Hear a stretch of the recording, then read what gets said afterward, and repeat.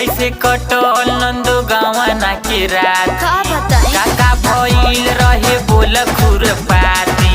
काका भइल रहे बोल खुरपाती कैसे कटल नंदो गावना के राती काका भइल रहे बोल खुरपाती चोली का लिया उसने ना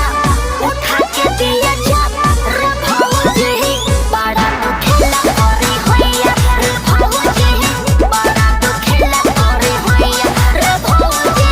बड़ा तो खेला करे होया रे भौजी बड़ा तो खेला करे होया।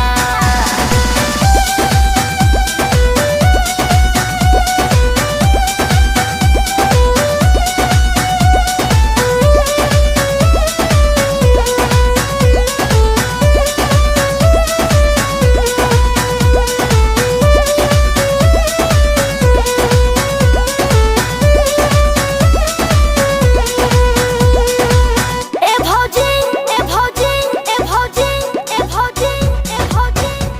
हे भौजी पियावा मिलल बाया नारी चलावे हाथ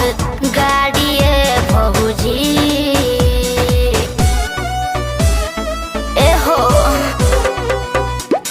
ए भौजी पियावा मिलल बाया नारी चलावे हाथ गाड़ी ए भौजी ए हो भौजी पियावा मिलल बाया नारी चलावे हाथ गाड़ी ए भौजी। आज के तालाब काले हो जाई पोखरी कुटेला धान देखी खाली बा उखरी आज के तालाब काले हो जाई पोखरी कुटेला धान देखी खाली बा उखरी जाड़ा में उठे जैसे भाप उठा के दिया छाप रे भौजी बड़ा तो खेला करे होया रे भौजी बड़ा तो खेला करे होया रे भौजी बड़ा तो खेला करे होया रे भौजी बड़ा तो खेला करे होया।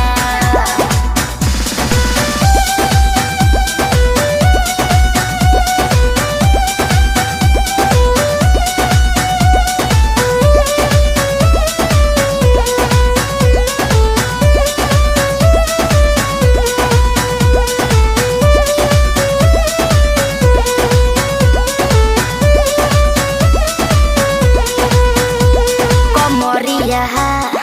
कमरिया कमरिया दाबे भौजी उठेला है अंग अंग लहरिया कमरिया दाबे भौजी ए भौजी कमरिया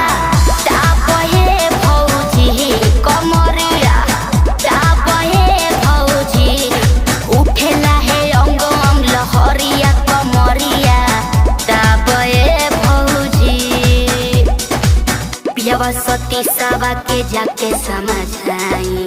पिके उ रोजू रोजू रहे पगलाई